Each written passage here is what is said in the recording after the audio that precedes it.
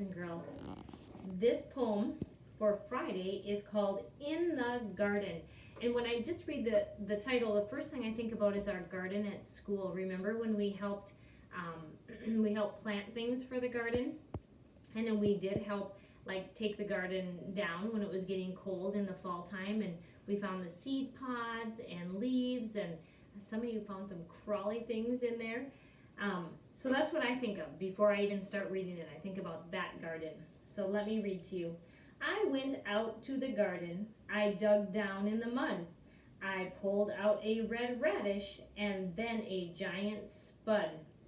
Then I thought about my mom and picked her a rose bud. So there are a few things I wanted to talk about what they mean in this poem. Let's start down here where we say rose bud. A rose bud is a rose, a flower that's not quite open all the way. It's kind of still tight together like this. It's not open. That's a rose bud. I pulled out a red radish. Now a radish, boys and girls, I'm trying to think if Miss Kari had those in our garden and I can't remember. But a radish is something that grows underground and it's crunchy. It's red on the outside and white on the inside. I feel like maybe we tried them with Miss Kari. Maybe one you'll remember and you can tell me. So that's what a radish is. It's a vegetable. That says, and then a giant spud. Do you know what a spud is another name for? Maybe you've heard it from someone else in your house. A spud is another name for potatoes. So, and then a giant spud. So spud is potato, a radish is a vegetable, and the rosebud is a kind of a tight flower, tight rose, not opened up fully yet.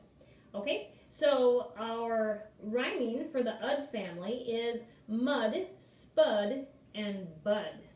Only 3 words there. So let's go ahead, let's read it together. You read it with me. In the garden.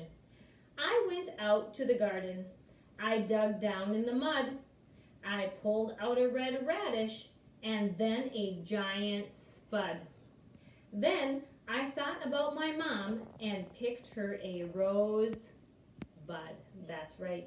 Boys and girls, we only have 3 more poems left for next week. Keep practicing. My friends that I get to hear read them are getting so good at their reading. You're going to be so ready for 2nd grade. Keep practicing, sending me your videos, and have a great weekend.